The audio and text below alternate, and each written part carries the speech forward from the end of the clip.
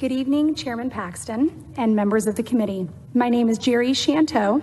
I am from Austin, Texas, and I am here today testing in favor of Senate Bill 15.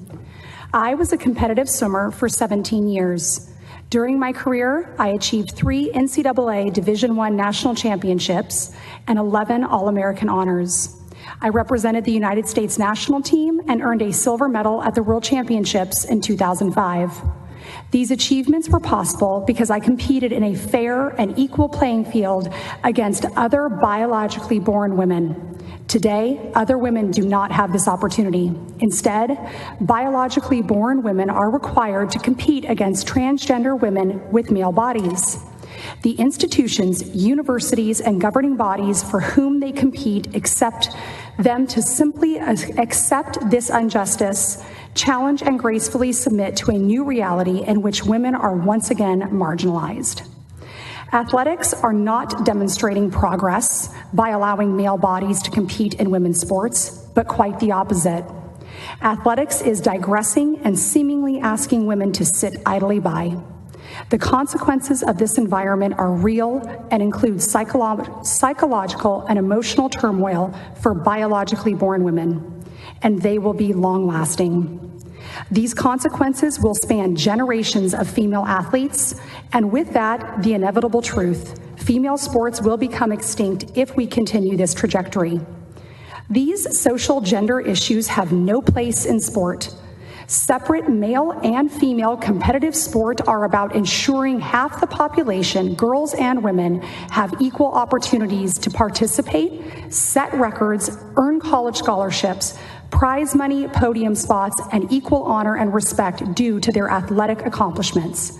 Not to mention other intangible benefits of competition and athletic success, such as confidence, camaraderie, professional networks, and other future gains. Sex segregation ensures equal opportunity for biologically born women in sport. The male's body advantage takes our experience as women and is oppressive once again. It forces us to confront our disadvantages in the most misogynistic way possible. The female category is not small or weak. We are physically made different than men and should not be asked to compare our differences in sport.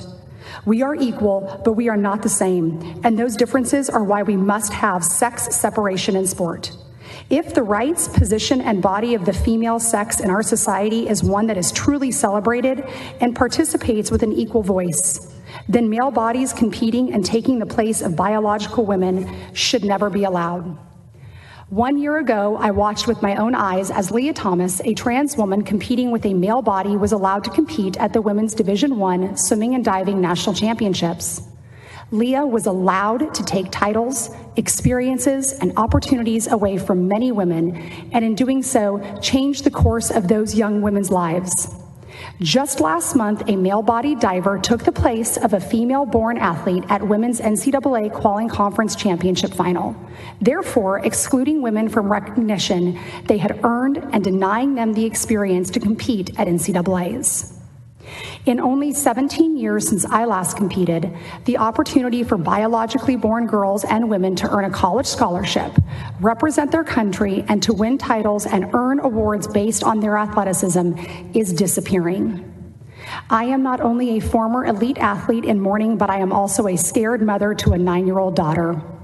If we continue to diminish the protection of sex-segregated sport, I will have to look at my daughter and tell her that no matter how hard she works and no matter how hard she tries, a male body with its biological advantages will beat you, and it is within the rules to do so.